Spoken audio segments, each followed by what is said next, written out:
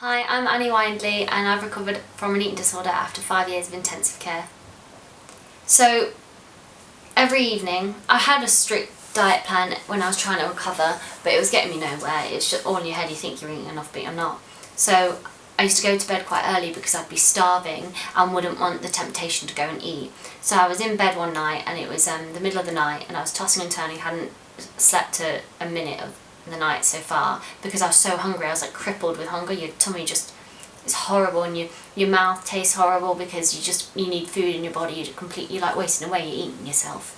And I remember just having a craving for one specific thing, which happened to be this Lindt chocolate. I have no idea why.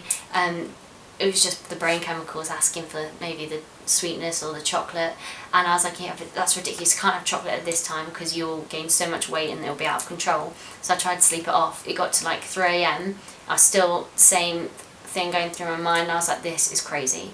You are literally exhausted, starving, and refusing to have one little chocolate. So just try it, you're never going to change unless you make a change. So I got up and it took me ages. Like I remember cutting it into 4 and eating it really slowly and panicking and shaking. I remember going really hot in my face, having to open the window because I was so afraid.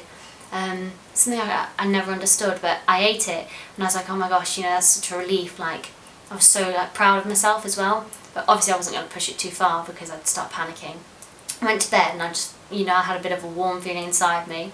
Woke up the next day in panic, like, oh my god, I need to weigh myself because that chocolate's going to make me, and I had lost weight because obviously one little chocolate's not going to affect you. And then it put a spark in my mind, like, okay, so I can maybe try and experiment a bit. So every night I'd try like one little thing extra until it became maybe a whole crumpet or a bowl of cereal, which then escalated to me just starting to eat things in the day a bit more that I craved. I started to listen to my brain rather than my meal plan.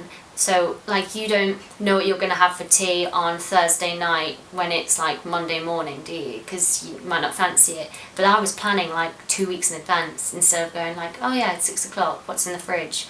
I tried to practice that more, and that all started just because I'd responded to a craving that I'd felt in bed at 3 AM for a Lindt chocolate.